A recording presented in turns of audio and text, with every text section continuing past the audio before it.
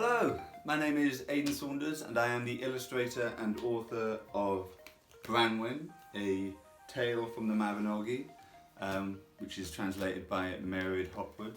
Mererid is going to be doing the Welsh translation reading, so I am going to do a reading myself of the first 7 pages of this book as a little introduction.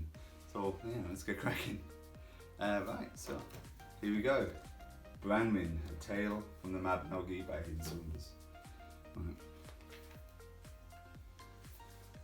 A long time ago, in a familiar land, the giant Bendigeidfran, crowned king of the island of the mighty, son of Llŷr, sits upon a rock in Harlech overlooking the sea.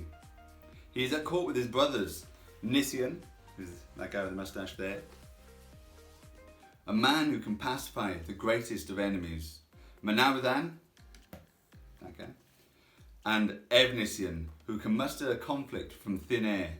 As these noble men and giant look across the sea, they notice ships approaching the shore.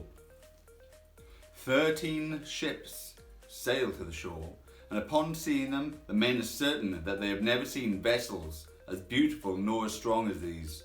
Intrigued, they watch as one of the ships makes for land. So from one of the ships jumps Mawrth, king of Ireland.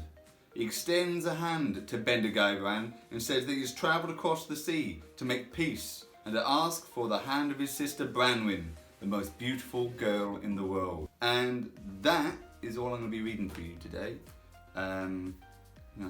Please, if you'd like to know more about the story, get the book and see what happens to Mawrth, Bendigeidfran and Branwen. Have a lovely day. Goodbye.